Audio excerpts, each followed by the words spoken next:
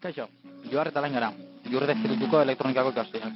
Tutorial honen bidez, Cisco Packet Tracer programaren atal bat erakutsi dute. Bertan, DNS servidore bat eta web servidore bi instalatu, konfiguratu eta simulatuko ditu. Horterako, lehendabizi ipelbideak zehaztu behar ditu. Hementxe Joarrak erakutsi dugu, gateway bat.bat, DNSA bat.bi, web bat.3, web bat.lau, eta azkenik bukatzeko ja, ordenagailuak izango dira bostetik aurrean. Vale. Behin elbideak zehaztuta, terminalak aterako ditu. Vale, Cisco Packet Tracer ireki ondoren, alde batetik, lehenengo lau ordenagailuak aterako ditugu. Nahi ditugunak, kasu honetan lau hauek, beste aldetik switch bat aterako dugu. Eta azkenik hiru zerbitzariak.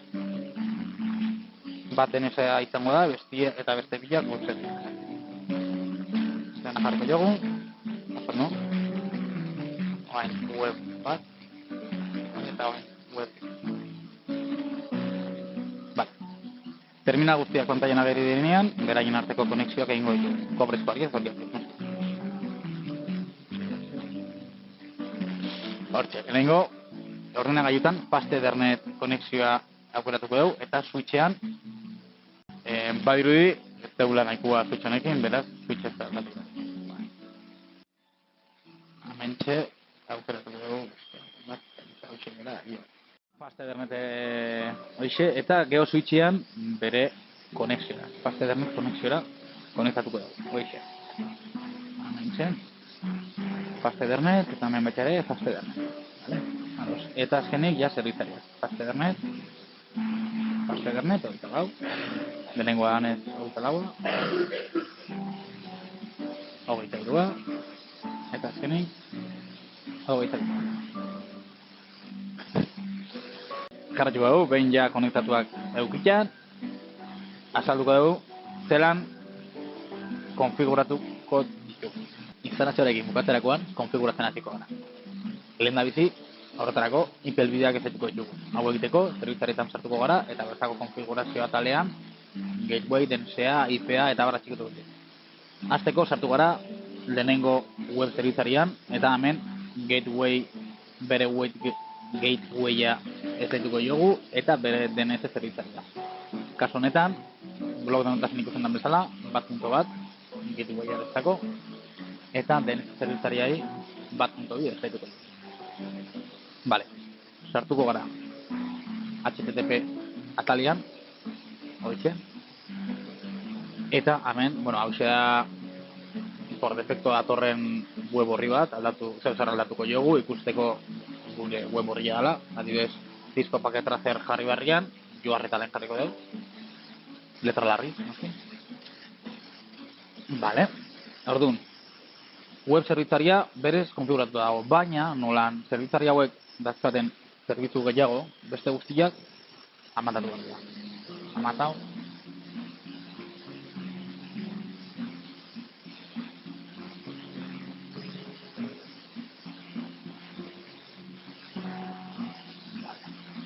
Amatatu behar dira, beste guztiak. Jungo gara bazpare escritoriora, IP configuration, eta hemen ez zaituko jogu berriro web zerbitzariaren IPA. Bat.i gure kasu.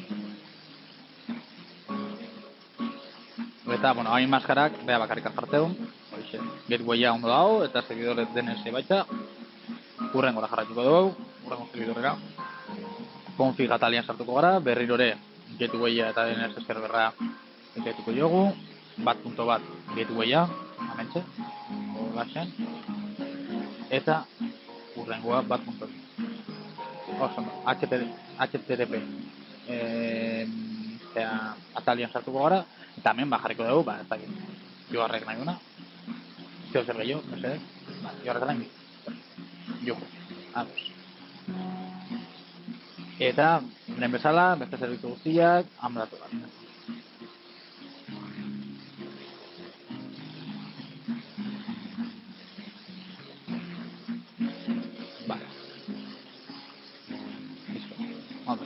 Oain, escritoriora sartu, IP configuration, eta hemen bere IP helbidea esletiko diogu, dala kasu honetan 1.4.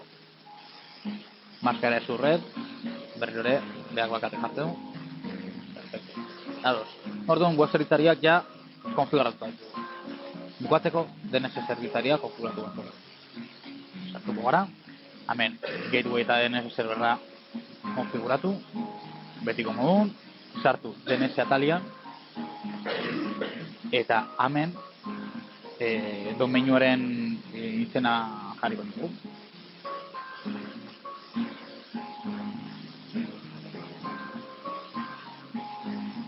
Eta domeinu horri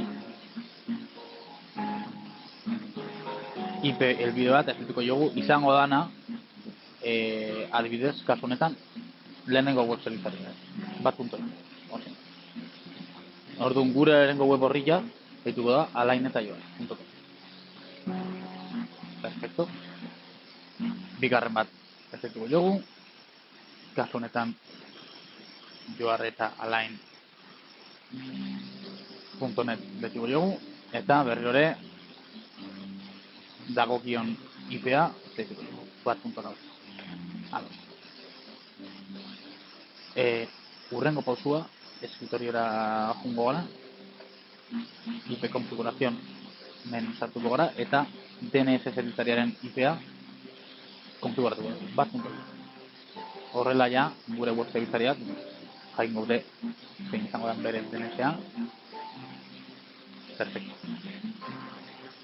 Honekin bukatu dugu ja zerbitzarien konfigurazioa. Jarraituko dugu ordenagailu terminalen konfigurazioa. Lehenengoan sartuko gara, config atalian betiko modun, hemen gatewaya eta DNS-a konfiguratuko dugu.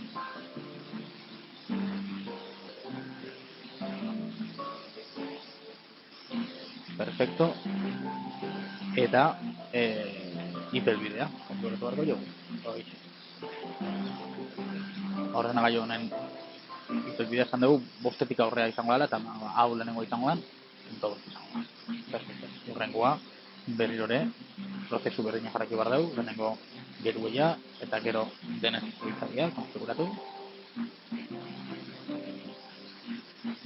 Eta DNS zerbitzaria 1.2. Zuzenean, escritoriora jungo gara, eta bere IP helbidea konfiguratuko dugu. Markatu nazko garela, zer kaso ya. 1.6. Eta hortxe da, eta hirugarren aldiz, berri hori gatewaya 1.1 dana, eta DNS zerbitzaria 1.2. Konfiguratu, 1.2. Gero escritoria berri hori, IP konfigurazion, 192.168.1.6. Eta maskara de zurreda, bera bakarrik jartzen duna. Eta bukatzeko ja, berri hori azkeneko ordenagailuan gatewaya konfiguratzen dugu, DNS zerbitzaria 1.2, escritoriora, IP konfigurazion, 192.168.1.8, azkeneko IP helbidea, maskara de zurreda, eta ordenagailuekin bukatu. Oain, egin beharko genuke konprobatu. Sartuko gara lehenengo ordenagailuan adibidez, eta sartuko gara navegador weben, tamen sartuko dugu gure lehenengo web horriaren helbidea.